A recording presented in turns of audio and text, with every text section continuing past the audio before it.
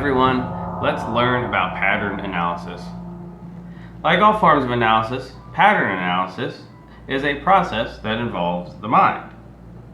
In this context, the mind is the third eye, as it is sometimes called, and with analysis, and pattern analysis specifically, we are looking at a specific part of the third eye, mainly the cornea. This starts out with identifying the situation. That might include many elements which need analysis, and so we will need to use our mind, come up with and formulate ideas, theories, and observations. This will introduce questions which we will need to answer, such as, are the skies clear, both figuratively and literally? And do those skies contain clouds, a sun, or are storm clouds gathering on the horizon? And are those storm clouds gray or white? How large are they, etc.? Or perhaps the storm has already arrived, and how harsh is that storm? Is there lightning? Does the car not work, and therefore trapping the person in this situation? Or perhaps there are elephants on the road, which are blocking our path, figuratively or literally, of course. Or maybe the elephant is in the room. Of course, who else is in that room, and what type of room is it? Now, in this analysis pattern, we come to the converging or the convergence of sources. The primary convergence is where your main sources or all sources agree. And then secondary convergence is where some sources agree but not all. An example of this can be found with the idea in the word electricity. This is laid out in History in English Words, written by Owen Barfield, and with a foreword by W.H. Alden. Quote, "But apart from the way in which it is used, there is a little mine of history buried in the word electric itself. If we look it up in a dictionary, we find that it is derived from a Greek word, electron, which meant amber. And in this etymology alone, anyone who is completely ignorant of our civilization could perceive three facts: that at one time English scholars were acquainted with the language spoken by the ancient Greeks, that the ancient Greeks did not know of electricity, for if they had, there would have been nothing to prevent our borrowing their word for it, and that the idea of electricity has been connected in men's minds with amber. Lastly, if we were completely ignorant of the quality of amber itself, the fact that electron is connected with elector, which means gleaming or the beaming sun, might give us a faint hint of its nature. These are some of the many ways in which words may be made to disgorge the past that is bottled up inside them, as coal and wine, when we kindle or drink them, yield up their bottled sunshine."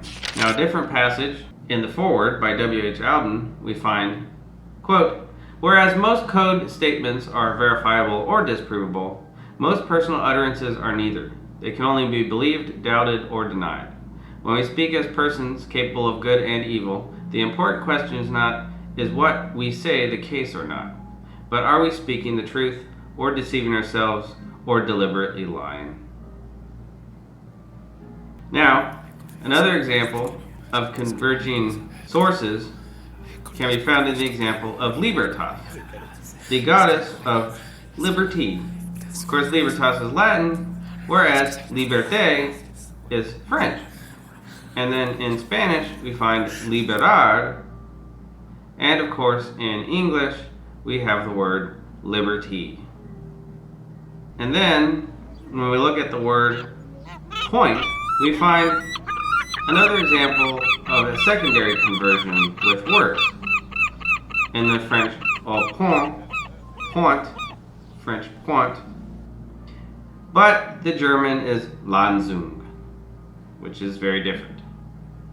However, with the word freedom, which unlike liberty is not given, but is a natural right that we are born with, we do not find this word replicated among many other languages. Of course, when we are born free, That is, until the birth certificate is leveraged to take away our naturally born freedom. Now, another example of convergence can be found in Eastern and Western philosophy, where both philosophies, including Jesus of Nazareth and the Buddha, we find the idea of death as an illusion and not a certainty, as we are normally taught from the dogmatic churches of these two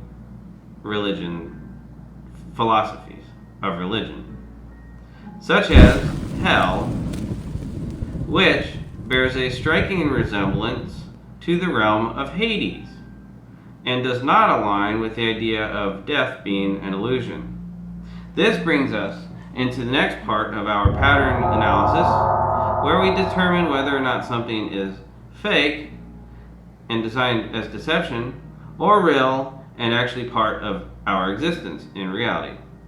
If something has been mystified or made foggy, or alternatively has been made to blind and has been illuminated. Of course, we should also ask, what is the key to the code should something in fact be coded? And another question in the pattern analysis is, where is our direction? Where is our attention being directed? Of course, next we should also ask whether or not what we are analyzing is probable, or whether or not an element is probable. And then we have to look at whether or not what we're analyzing is built like a machine, and if it is, whether or not it is fragile, as most machines are, and prone to breakage. A corporation is an example of an entity that is designed based off of the machine concept and is plagued by the same drawbacks that you might find in a car or any other type of mechanism. Now, conversely, we might be looking at an organism or an organic type structure. And in this sense, enthusiast groups or practitioners of a martial art can be seen as a organism type structure, even though we might find subset structures that resemble a machine. An organism, naturally, when compared to a machine, is much more bendable and harder to break, and is more adaptable also.